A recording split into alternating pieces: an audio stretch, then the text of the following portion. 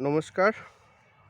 আজকে আমরা kitchen garden সম্পর্কে একটু তথ্য জেনে নেব।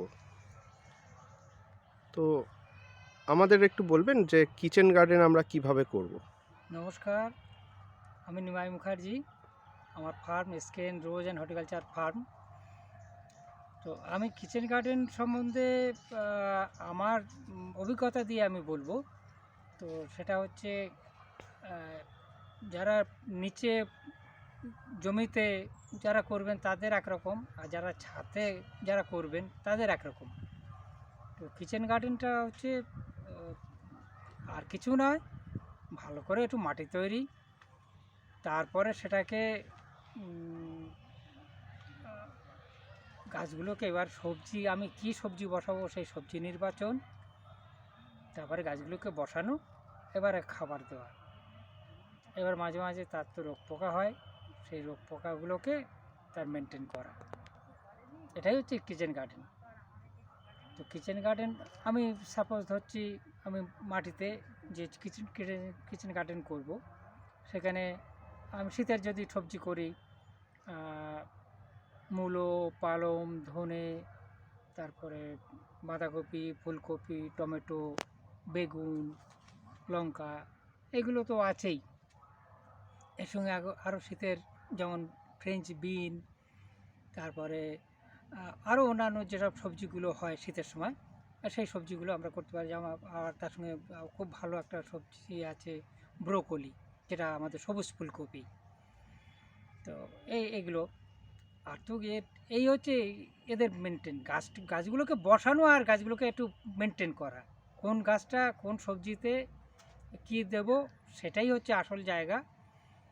প্লেন মানে এমনি ফ্রেশ সাদা মাটি, তাতে একটু হালকা করে ভার্মি কম্পোস্ট মাটি মিশিয়ে দেওয়া, এবারে গাছগুলোকে বসানোর পর জল দেওয়া, তারপরে হচ্ছে শুধু তাকে একটু খাবার।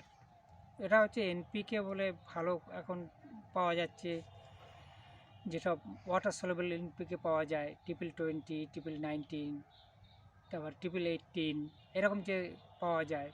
কিংবা আমাদের জেনারেল যে আবার NPK আছে, যেমন 15-15-15, 14-35-14, মানে 14-35-14, 15-15-15, 19-19-19-19, 20-20-20, এই যে খাবারগুলো আছে, এইগুলোকে আমরা সবজিতে ব্যবহার করতে পারি। আর পোকা, এগুলো দেখতে হবে যে আমাদের খুব একটু নিম তেলে এগুলো ঠিক হয় না, যদিও বা হার্বাল জিনিস, ওগুলো খুব আমাদের জিনিস, কিন্তু নিম তেলে পোকা যেতে চায় না। সেই জন্যে খুব সফট টাইপের যেগুলো আমাদের তেল আছে, মানে ইনসেকটিসাইড, তাদের একটু মাঝে মাঝে একটু স্প্রে দরকার হয়। আর সবুজ রং দেখলে পোকা সেখানে আকৃষ্ট হতে থাকে, সেই জন্য একটু স্প্রে তাকে করতে হয়। এই হচ্ছে কিচেন গার্ডেন। এবার যিনি ছাদে করবেন সেই একই ফর্মুলা, মাটি তৈরি, ওই একই মাটি তৈরি, একইভাবে গাছ বসানো, একইভাবে মেনটেন। এবার যিনি ছাদের ওপরে দেখবেন অনেকের চ্যানেল করা আছে, চ্যানেলে সবজি করেন, সেখানেও সেই একই থিওরি, আলাদা করে কিচ্ছু নেই। এটাই হচ্ছে সবজি। এবার আপনি করতে থাকুন, মেনটেন করতে থাকুন, আর সবজি তুলতে থাকুন, নিজের কিচেনে দিতে থাকুন, নিজের সেগুলোকে খাবার জন্য ব্যবহার করুন। আচ্ছা, আরেকটা জিনিস হচ্ছে, দর্শক বন্ধুরা যেটা জানতে চায় মাঝে মাঝে, যে বিভিন্ন ধরনের সবজির বীজ থেকে চারা তৈরি কিভাবে করা যায়? হ্যাঁ, এটা একটা ভাইটাল জিনিস। যে জিনিসটা হচ্ছে, আমরা তো সবজির বীজগুলো আমরা করি না, এই জন্যে ভালো যেগুলো বীজ ভাণ্ডার আছে সেখান থেকে এগুলো কালেকশান করতে হবে। তো সেই তথ্যগুলো আমাদের এখানে সবথেকে ভালো ফার্মে আসলে আমরা সেই তথ্যগুলো দিয়ে থাকি।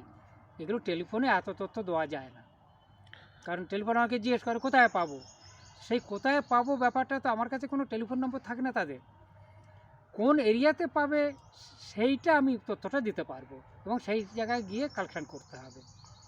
আচ্ছা, এবং দেখতে হবে যেখানে এগ্রিকালচার এরিয়া আছে সেখানে ভালো ভালো বীজের শোরুমগুলো আছে, তারা ভালো ভালো বীজ দিয়ে থাকে, সেখান থেকে কালেকশান করা এবং লাগানো। আর কোনো অসুবিধা হলে তারাও পরামর্শ দিয়ে থাকে, তাদের কাছেও পরামর্শ নিতে পারে। আচ্ছা।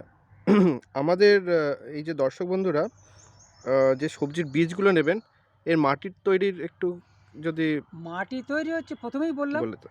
প্লেন সাদা মাটি, ভালো ফ্রেশ মাটি চাই। ভালো মাটি হতে হবে। এমনি নোংরা মাটি হলে কোনো গাছই কোনো নোংরা মাটিতে হয় না। দেখতে হবে যে মাটিতে প্রচুর ঘাস জঙ্গল হচ্ছে, আমি বুঝবো কী করে? তো আমি বাড়িতে এনে অনেক সময় দেখা যায় যে আমি একটা কিচেন গার্ডেন করব। তো বাড়িতে মাটিটা নিয়ে আসলাম, এনে আমার তো অন্যান্য গাছও হচ্ছে, সেই গাছেতে আমার সেই যে টবে হোক মাটিতে হোক যেখানে করছি সেখানে আমার ঘাস জঙ্গলগুলো হচ্ছে কি না।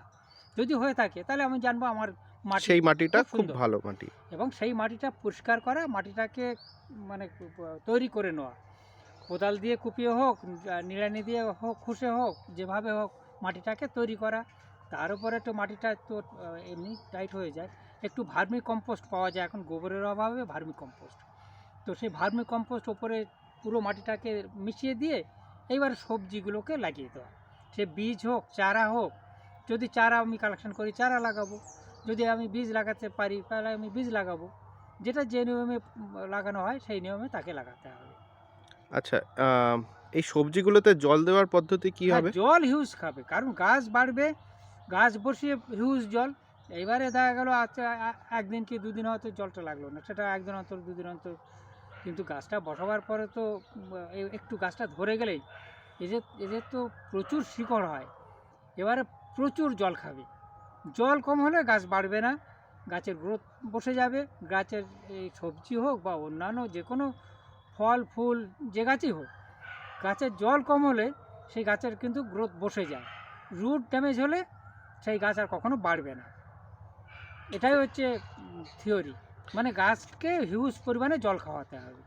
আচ্ছা, এবারে সার দেওয়ার পরেও, সারটা তো মাটিতে দিয়ে দেবো, সারটা তো গাছের উপরে দেওয়া হয় না। এবারে যদিও আমি কোনো স্প্রে বা স্প্রে, সেটা হচ্ছে জলগুলো লিকুইড করে গাছের ওপরে আমি স্প্রে করলাম। সেটা হচ্ছে আমাকে দেখতে হবে কোন ফার্টিলাইজারটা স্প্রে করব, কোন ইনসেক্টিসাইড স্প্রে করব, কোন ফাঙ্গিসাইড স্প্রে করব, সেটাকে সেইভাবে মেনে নিতে হবে, মেনে চলতে হবে। আচ্ছা। আর আরেকটা কোয়েশ্চেন ছিল, তবে আমরা যদি সবজি গাছ করতে চাই, তো কোন কোন সবজিগুলো করা যেতে পারে? টবে তো যে কোনো সবজি করতে পারি, কারণ টবেতে আমি যদি বলি একটা বাঁধাকপি করবো, তা বাঁধাকপিতে একটাই হবে, সেই জন্য বাঁধাকপি যারা শখের জন্য দু চারটে করেন তারা টবে করতে পারেন, জায়গা নেই একটা একটা দুটো শখের জন্য করলেন। সেখানে টমেটো লাগাতে পারি, বেগুন লাগাতে পারি, লঙ্কা করতে পারি, যেগুলো হিউজ কোয়ান্টিটি পাওয়া যায়।